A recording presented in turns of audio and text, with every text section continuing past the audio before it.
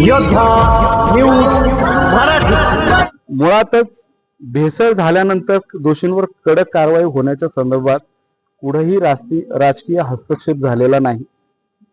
कोणालाही वाचवण्यासाठी कोणाला पाठीशी घालण्याची भूमिका घेतली नाही. तालुका पातळीवर असलेल्या पोलीस स्टेशन पासून एफडीआय पर्यंत किंवा पोलीस प्रशासन असेल, अन्न औषध प्रशासन मंत्रालयातला विभाग असेल, या सगळ्या गोष्टीमध्ये कोणताही हस्तक्षेप कोणत्याही राजकीय व्यक्तींनी केलेला नाही.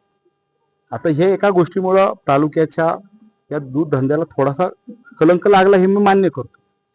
पण हा कलंक लावत असताना बाकीच्यांनी आंबेगाव तालुका किती बदनाम केला, यांनी बाकीच्यांनी किती याचा राजकीय लाभ उठवण्याचा प्रयत्न केला, हे सुद्धा तुमचे जुने मित्र नाही. आता माणूस आणि नारळ कसा निघेल माहित नाही. तो आत्मसात केल्याशिवाय, नारळ फोडल्याशिवाय कळत नाही तो चांगला निघणार आहे का सारखा निघणार आहे. तसं आता ज्यावेळेस त्यांचा सगळा स्वार्थ संपून गेल्यानंतर, म्हणजे हेच प्रकरण जर ते आमच्या बरोबरीने असते तर ते कसे बोलले असते. आज ते विरोधात गेल्यामुळं आज सगळे सर्टिफिकेट त्यांना मिळाल्यासारखं, म्हणजे अन्न औषध प्रशासनचे ते अधिकारी आहेत का पोलीस अधिकारी आहेत हेच आम्हाला समजत नाही. प्रत्येक गोष्टीचं राजकारण करायचं हे सगळं जे चालवलेलं आहे हे 100% चुकीचं आहे.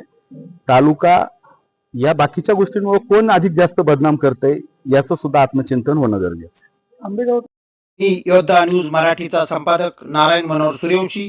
रोजच्या खात्रीशीर बातम्यांसाठी पाहत रहा आमचे न्यूज चॅनल. आजच सबस्क्राईब करा, व्हिडिओला लाईक करा आणि शेअर करा. धन्यवाद.